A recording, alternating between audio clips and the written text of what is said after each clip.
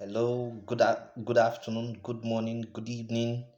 My name is Obanje Joseph. Welcome to my channel.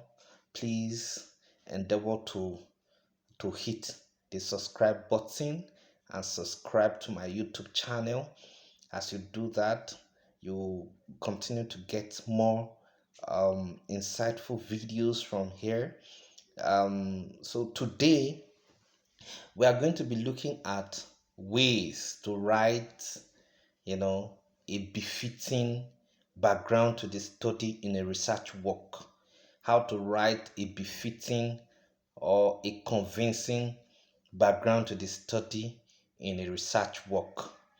Now, don't forget that the essence of background to the study is to provide necessary information on the variables of the study that will show the reader the conditions, facts, issues, and that have given rise to the problem under investigation and the motivation for the study. Now, before embarking on any research, there's usually a problem. Now, your ability to recount the problem in a concise and detailed manner is very important, and that forms the background to the study. Now, you must know very quickly that this section actually serves two purposes. What are the purposes that this section of a research serves? One, to stimulate the reader's interest, and secondly, to outline the reasons for the study. You know, so now if you must do a befitting or a convincing background to the study, one of the things you must look out for is that you must start with a little introduction on your major key variables in the study. The major key variables in the study. And then you must give a concise and historical background of the problem under study, and then you must reference some authors that you are actually using, some of their works, if possible bring in a little empirical study, just not just empirical studies, but some statistics, some facts, to really convince the reader, of the source of your information.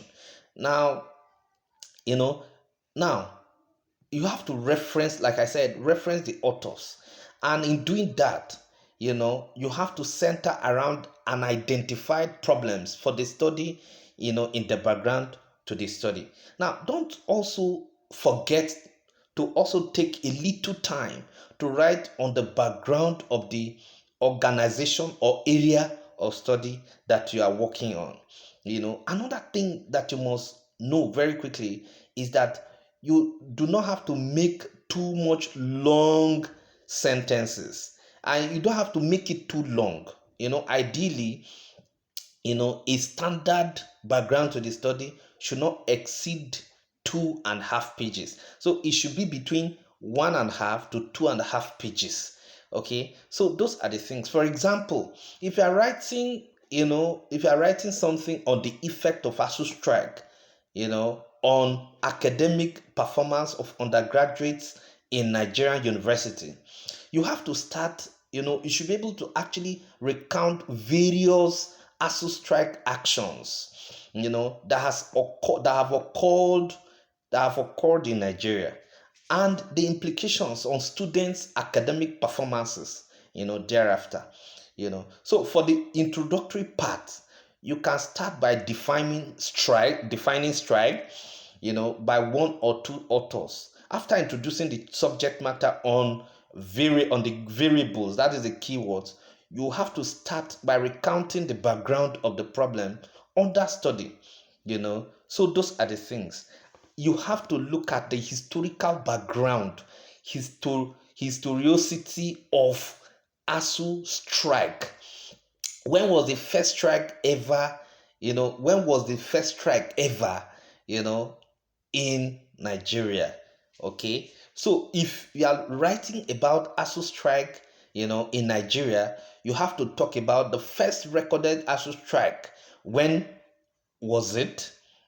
After then, the problem of poor infrastructure in Nigerian university that actually led to another disastrous strike again and again, and all of that. So when you are looking at background to the study, okay, you have to be very, very historical. You have to also look at the identified problems, identified, variables in the topic. Now, if you are looking now that you look at the impact of ASU strike action on the academic performance of undergraduates in Nigerian universities. Now you have to look at, first and foremost, look at what strike is all about. Look at the first recorded strike action in Nigeria. Look at, how it has actually affected the academic performance of students in the Nigerian university, as well as, how the government has responded to it over time. Your background to the study must be very, very expository. It has to also be historical, in nature, such that as you are going through, as you're actually writing through the processes, as you're writing, as you're writing, it has to be chronological. You know, the chronological nature of your write-up will give the reader, an opportunity to be able to flow with you. So background to the study, your background to the study must be very captivating, such that when the reader picks your work and looks at it, from the background of the study, your reader should be able to actually want to read more about what you are writing, because if you make it very, very, cumbersome, or you make it very, very burdensome, or, if the reader picks it after reading like or three paragraphs, you just dump it somewhere. But what is important is that once you make it very captivating, once the reader picks it up, he wants to read it and read it and read and go all the hog, in reading, going through all the research work. So background to the study is very important and must be written in such a way that, okay, the identified problem is properly critically analyzed under it. It's critically exposed under the background to the study. you know I it is also advisable that once the independent variable and the dependent variable, are really identified. Now, the independent variable, you have to start with the independent variable, talk about the independent variable, and then it has to flow down to the dependent variable. Now, another style that is also very encouraging is that it has to be a triangular shape. It has to be, a triangular shape, you know, um, a triangular shape. How do I mean? I mean that, okay, that you have to start with the global perspective, you come to African perspective, and then you now move to Nigerian perspective. That is how it should be.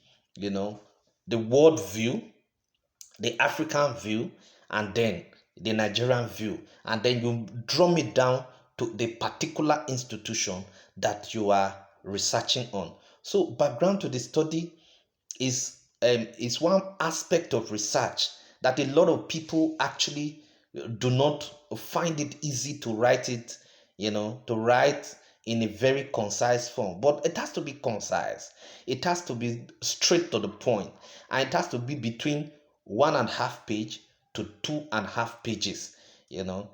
Do less of literature review under background to the study.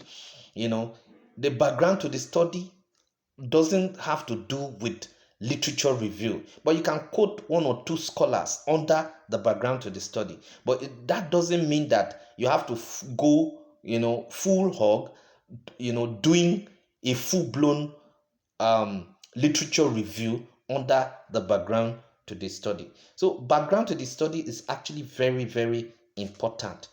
If you have it captivating, it will make the reader want to go the hog of reading all your research work. Thank you.